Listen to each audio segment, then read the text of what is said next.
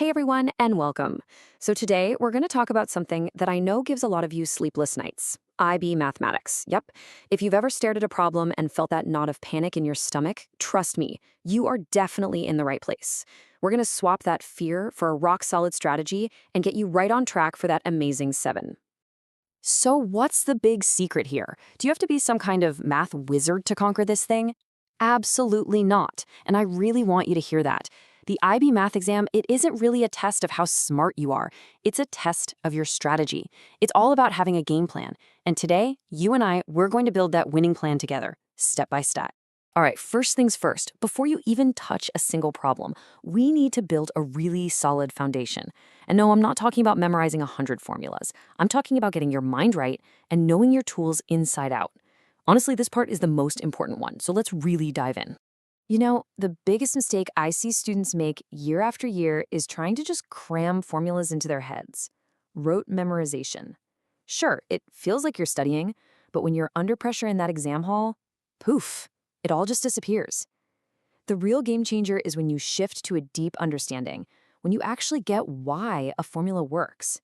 That, my friends, is what gives you the flexibility to solve problems you've never even seen before. Okay, listen up. You have two superpowers that you can literally walk into the exam with. First, that formula booklet. It's not just a cheat sheet, you know? It's a strategic weapon. And second, your graphic display calculator, your GDC. That thing is not just for adding and subtracting. It's a problem-solving machine. Becoming a master of these two tools is completely non-negotiable. So, once you've got the right mindset and you know your tools like the back of your hand, it's time to craft your battle plan. Look, nobody just stumbles into a 7 in IB math. It's the result of smart, focused, and strategic preparation. So let's get into what that actually looks like. If you take away only one piece of advice from this whole thing, let it be this. Create your own formula sheet. I'm serious. Don't just download one from the internet. When you organize the formulas by topic, when you physically write them out by hand and add your own little notes and diagrams, you're actually burning that information into your brain. The act of writing is so much more powerful than just reading. We all know practice is important, right? But it has to be practiced with a purpose. Don't just do problem after problem blindly. No.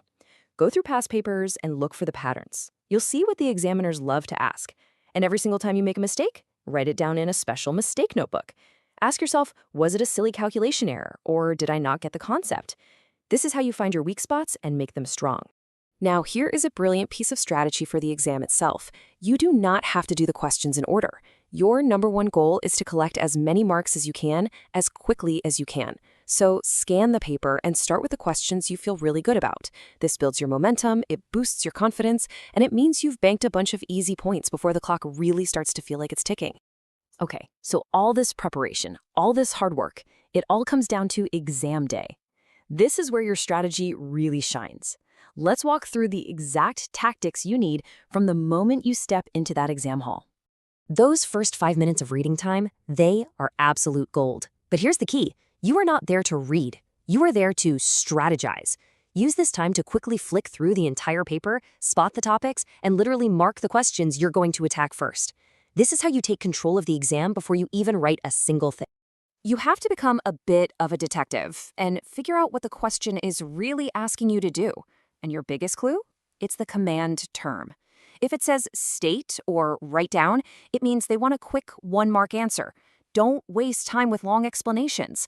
But if it says hence, that's a huge hint that you must use your previous answer.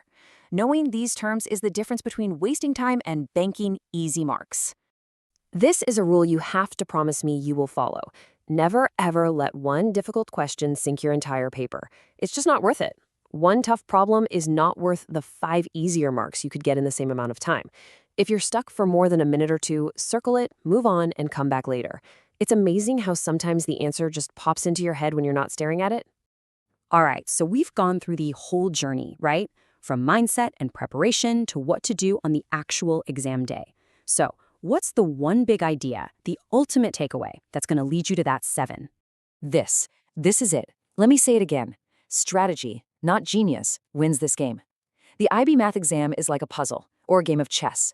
Success doesn't come from being some born genius. It comes from having a better strategy.